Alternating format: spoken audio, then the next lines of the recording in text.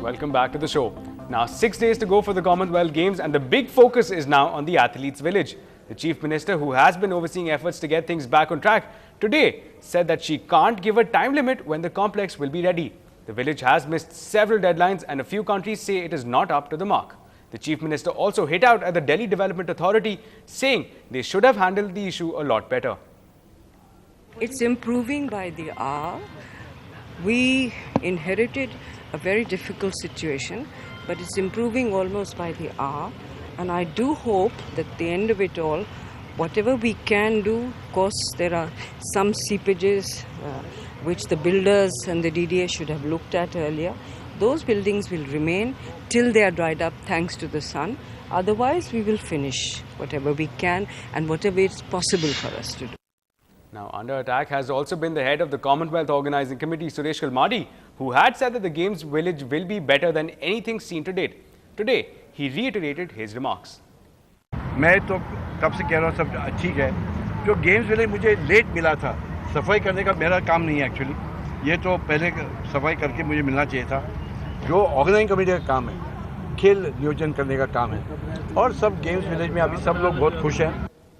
Now, some news from Kashmir. After remaining shut for 100 days, schools in the Kashmir Valley reopened today with students and teachers given a free passage by security forces despite curfew and restrictions in many parts.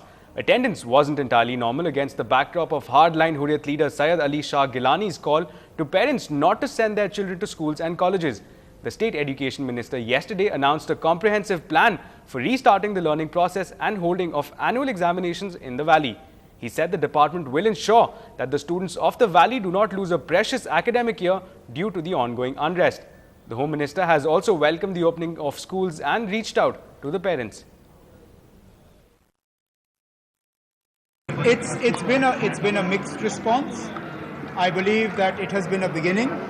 As I said right in the beginning, it is nobody's victory and nobody's defeat. It is only the victory of those children who have been able to come back to school and been able to resume their education.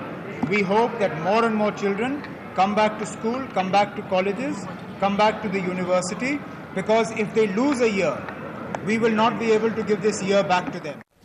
Now back to the city. For the second time in as many years, Chennai is hosting the Challenger Beach Volleyball Championship, where teams from across the world are fighting it out for the top spot. Ironically, there are very few Indian teams in the fray. The reason? Conservative India isn't ready to let the girls wear the necessary uniform. Sudarshan reports.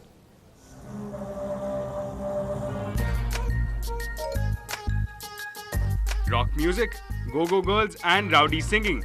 All these are an integral part of beach volleyball.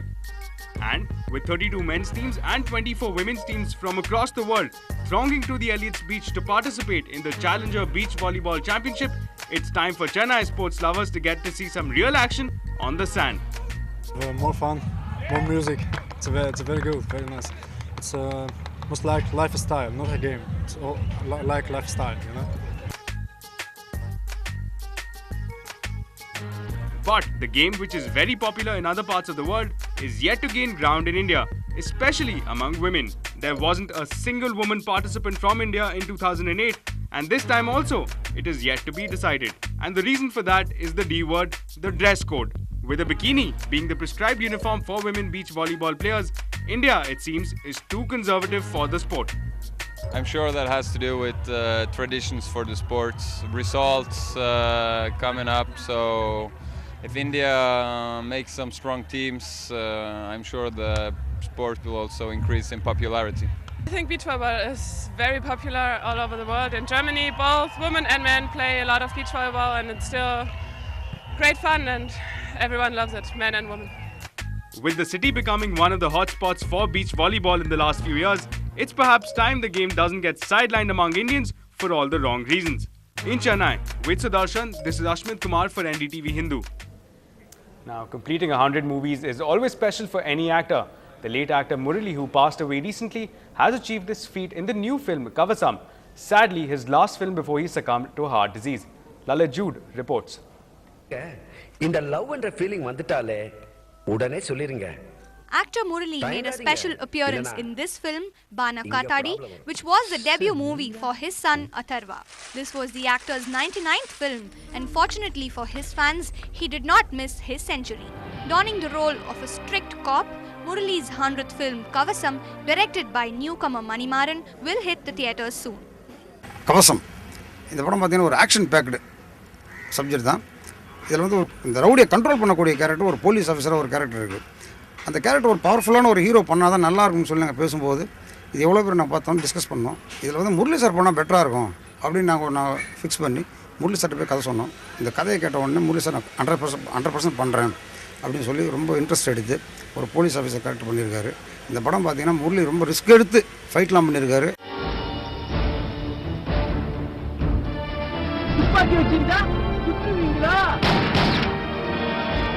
Murali sir வந்து நம்ம எங்களோட படத்தில் நடிச்சிருக்கார் அப்படின்னு நான் சொல்லும்போதே பெருமையாக இருக்குது.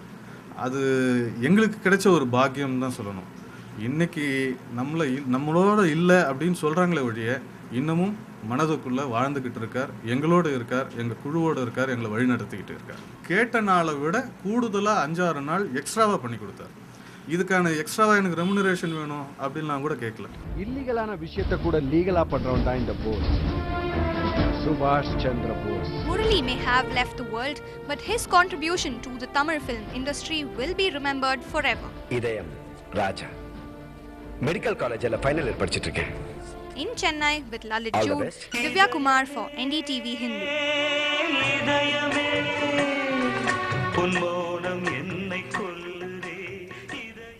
Now, for all Rajni fans who still think they have time to book tickets for Endiran, they have been sold out for 2 weeks.